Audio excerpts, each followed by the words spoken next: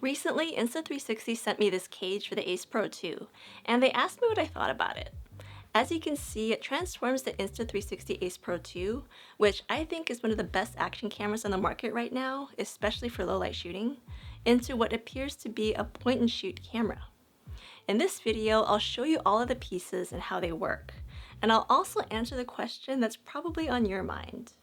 Beyond aesthetics, is it actually useful to turn your action camera into a point-and-shoot? So the cage and the wrist strap here are actually available for purchase from Insta360 for about $75 US if you want to try this out for yourself. But let's take a look at the individual pieces.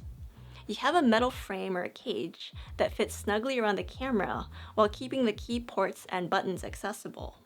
There's also a hand grip for attaching to the side of the cage, and a couple of extra bits that took me a minute to figure out.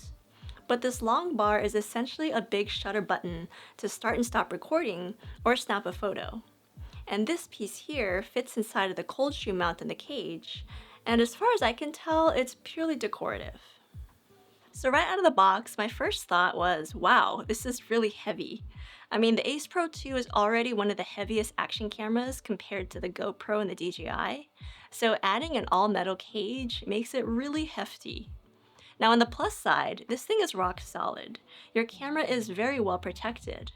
But if you drop it, well, let's just say that I did, and it chipped my concrete floor. Worse, it nearly landed on my foot, and I shudder to think about what that would have felt like, so be really careful. Now, as for the cage itself, I think you could definitely use it on its own, and you might have to if you want to add accessories like a microphone or a light via the cold shoe mount, because the Ace Pro 2 itself doesn't have a cold shoe mount built in. Now, what I admire about this cage in particular is that it leaves room for accessing different parts of the camera, like the side door here where the USB-C port and the memory card go, plus the little buttons for unhinging the flip-out screen, and the bottom part of the camera where you would attach any mounts. Now the cage door also has a protective power button, which is a lot nicer than having to push it on the camera itself. Now at first, I was really skeptical about using this long shutter button that was included. I thought it was totally unnecessary, and indeed, you don't have to use it.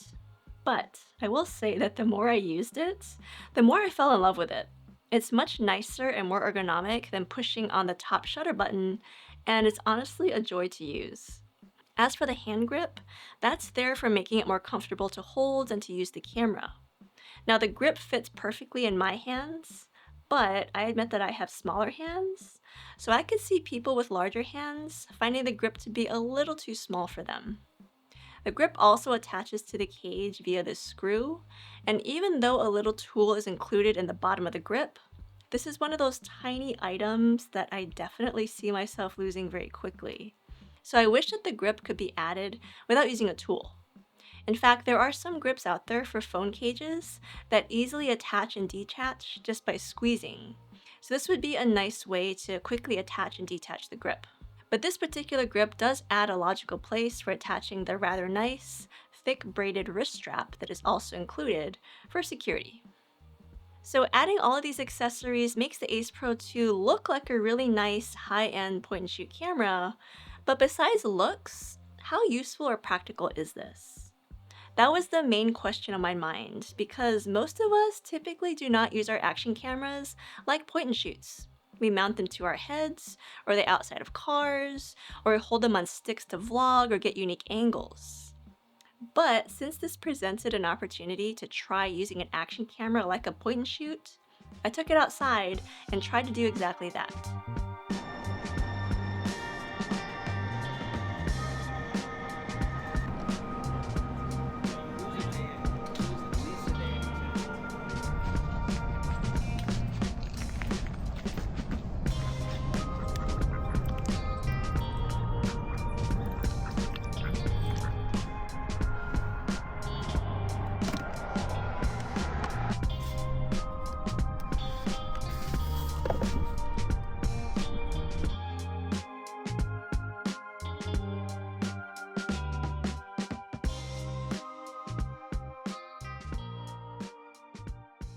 Now, Insta360 said that they were inspired to release this product because they saw users on social media DIYing camera rigs like this for their Ace Pro 2s and coming up with creative results.